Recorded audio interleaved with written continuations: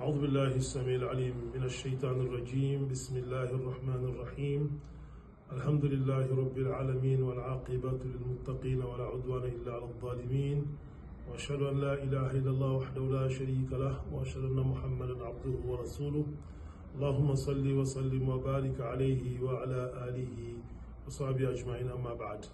Alhamdulillah, toute la louange à Allah, Seigneur des mondes, le clément, le miséricordieux, que sa paix et son salut soient sur le prophète Mohammed sallallahu alayhi wa sallam, sur sa noble famille, ses vaillants compagnons et tous ceux qui vont suivre leurs traces jusqu'au jour du jugement dernier, qu'Allah nous donne la grâce d'être parmi eux. Alhamdulillah, dans un hadith Qudusi rapporté par Abu Huraira dans Sahih Bukhari, où Allah dit à son messager: وَمَا تَقَرَّبَ إِلَيَّ عَبْدِي بِشَيْءٍ أَحَبَّ إِلَيَّ مِمَّا افْتَرَضْتُ عَلَيْهِ. Dans ce long hadith Qudusi, Allah dit: mon serviteur ne s'est pas du tout rapproché de moi avec quelque chose qui est plus aimé que ce que j'ai prescrit à mon serviteur.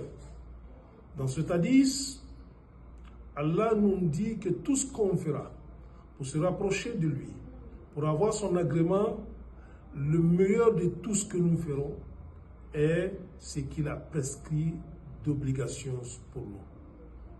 Il est important de souligner le sens de cet hadith à l'approche de ce mois béni de Ramadan qui arrive, le printemps des bonnes œuvres, le moment où nous allons multiplier les actes d'adoration, les actes surrogatoires, en jeûne, en prière, en lecture, en charité.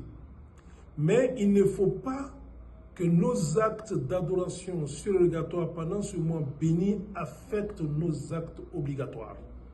Et cela est très important. C'est vrai, pendant ce mois de Ramadan, nous allons nous rapprocher d'Allah par beaucoup d'actes méritoires, d'actes surrogatoires. Mais ces actes-là sont valables, ces actes-là sont valides seulement lorsque nos actes d'adoration obligatoires sont respectés à la lettre. La prière obligatoire avant la prière surrogatoire. La zakat que nous devons nous acquitter avant le sacrifice, la sadaqat. La prière à l'heure avant la lecture du Coran. Donc faisons en sorte que dans le mois de Ramadan, nos actes obligatoires, que ce soit les hommes, que ce soit les femmes, soient d'abord respectés pour que nous puissions avoir la valeur de nos actes d'adoration. Qu'Allah nous guide sur le droit chemin, qu'Allah nous donne la force de faire beaucoup d'actes méritoires, mais surtout de commencer d'abord par nos actes obligatoires. Qu'Allah nous donne le mois de Ramadan dans les meilleures conditions, qu'Allah guide nos pas. Assalamu alaikum wa rahmatullahi ta'ala wa barakatuh.